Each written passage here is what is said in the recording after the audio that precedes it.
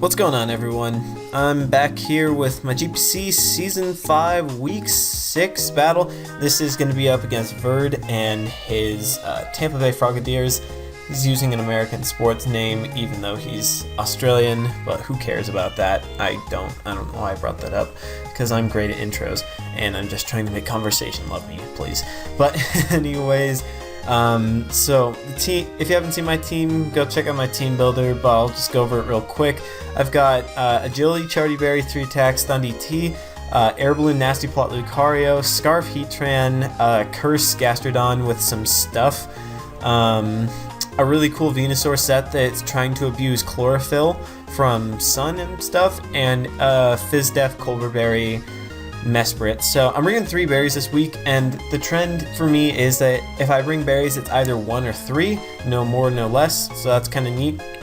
Looking at his team, he brought the first 4 mons that he drafted, which I fully expected, being Mew, Excadrill, T-Tar, and Zard Y. All 4 of them are huge ass threats to my team, and then he brought Granbull and Trevenant as a solid defensive backbone against my team, along with the Mew and I guess even T-Tar. So he has a pretty bulky looking team this week. All 6 of his mons can be bulky in some way, which is kind of scary, but I was more expecting to see like offensive Zard, offensive Drill, offensive T-Tar, and then the Mew, Trevenant, and Granbull defensive core, because that's pretty solid. Trevenant's going to be annoying, to be honest. Granbull could be a little annoying, but I can switch into it and I can kill it with my team. Excadrill is a huge threat. Zard-Y is the biggest threat, and a big thing is he did not bring the Kyurem, which I'm very glad, because Kyurem did have the chance to just absolutely dominate my team, so that's nice. His reasoning, but I talked to him after, and his reasoning for not bringing it was he needed to pretty much bring specs to break through my team, and that means he'd have to predict a lot with it, and having a really good mon that you have to predict with all the time really isn't that great. So with that all being said, I know he has a Zard, and his only way to get rid of hazards is either Defog Mew, which is unlikely because he has a Drill, so it's probably spinning Excadrill, and my team does pretty well against Excadrill by hitting it hard. All 5 out of 6 mons hit it super effectively, so I'm going to lay with Mesprit because I want to get my rocks up as soon as I can, and there's not a lot of things on his team that really punish Mesprit that much. So he is going to lead off with this T-Tar, as I'm going to go ahead and lead off with my Mesprit.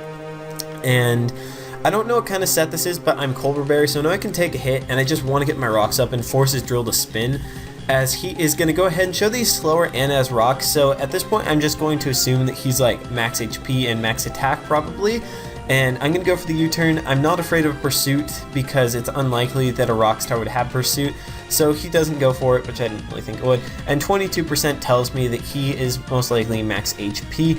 And this Stone Edge coming out, I guess he was predicting, I don't know what he was predicting there, but Stone Edge hits my team. Stone Edge does 25%, so he is actually max attack. So here I'm just going to go ahead and recover up.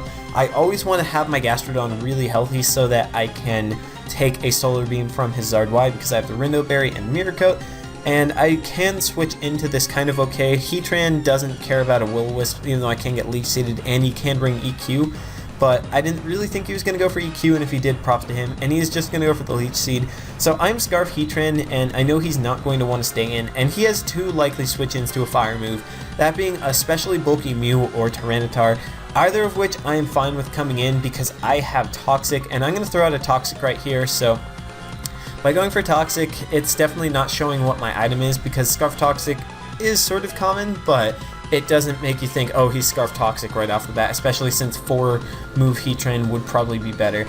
So I have this thing Toxic, which is nice, which means I can stall it out with Gastrodon, as I'm going to go into Gastro right now, as I'm pretty sure that Gastro can take any hit, and he is going to go ahead and switch out into his Excadrill. So Excadrill's in, and I actually do not notice that he has Mold Breaker or Leftovers, so that was a little oversight. That would have given me a lot more info of how I played this, but regardless, I want to go for EQ and punish his Rapid Spin by taking away a lot of his health, as I'm going to go ahead and get a crit and just one-shot his Drill. So that's fantastic for me.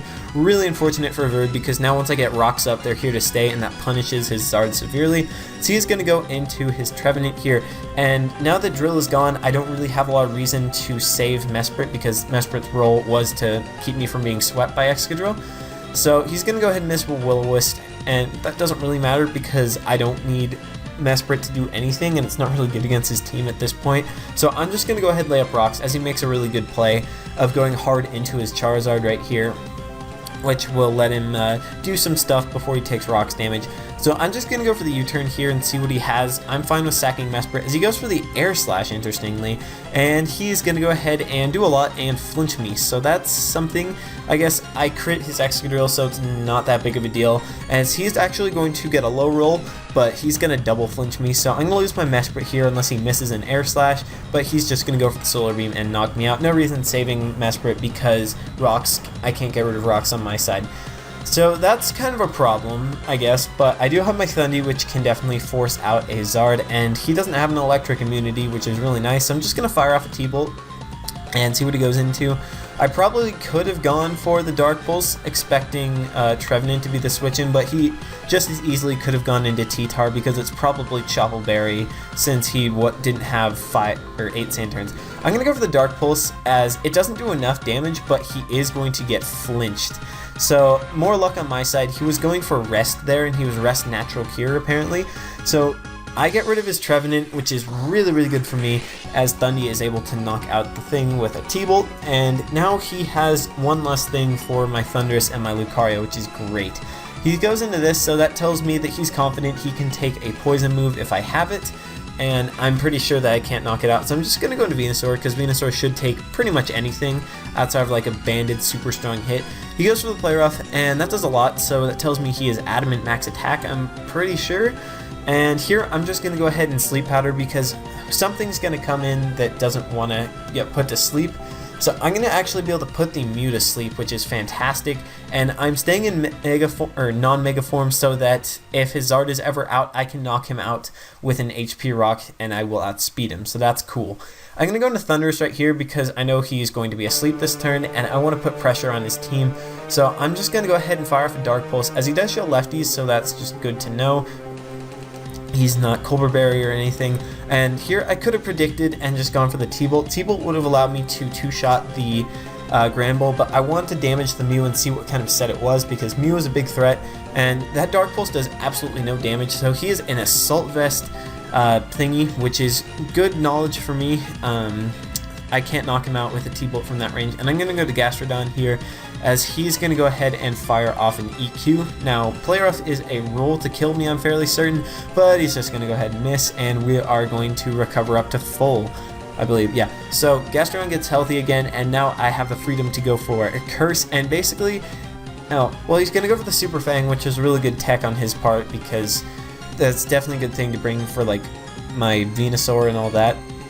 So I'm at +1 defense now, so I can easily tank this Play Rough. It does 29%, so I'm pretty sure that was a roll, whether it could have killed me when I was at 48%.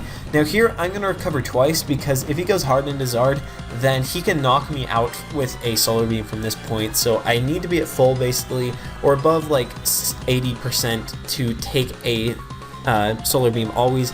So it's in. I've forced him to Solar Beam me pretty much, and he's going to do that. My Rindo Berry is going to pop, and I'm going to be able to go for the Mirror Coat, and Gastrodon is going to be able to notch his second kill of the game. Well, it's a her in this one, but it's a guy probably.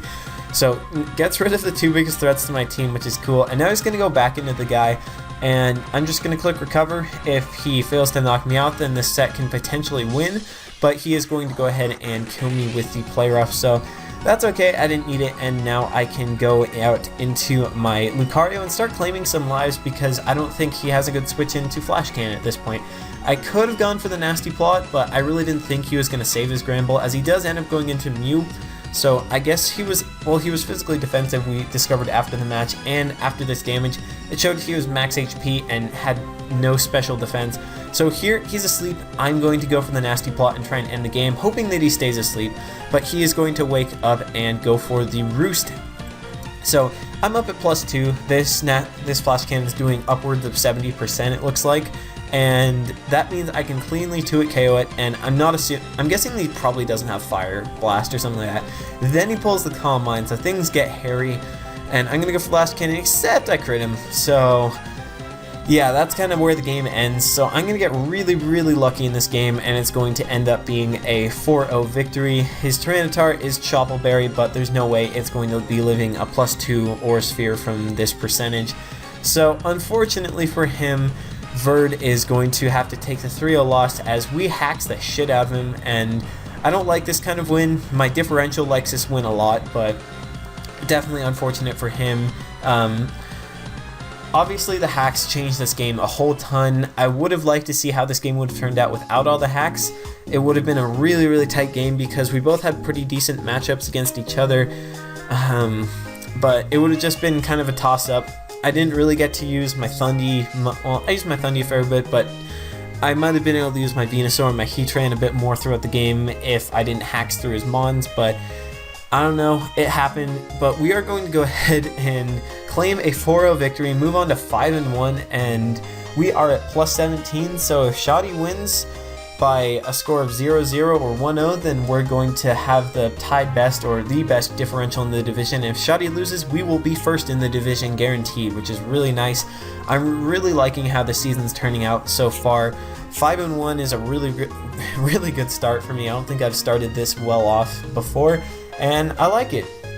MVP of this game definitely has to go to RNGesus because he carried me through this game. He allowed all my Mons to be able to kill all of his Mons and deal with all of his Mons without having to rely or put their necks on the line too much. So thank you for giving me the ability to hack the shit out of my opponent. Really sorry about this, Verd. I got into call. Funny story, I actually hopped into a call with him and some of the MPL guys right as my Lucario critted. Like, I hopped in the call, Lucario went for Flash Cannon, and I just hear 8 people screaming about me critting him, so that was really unfortunate. I don't know. Obviously, there was so much hacks in this that it's unquantifiable how the game would have turned out.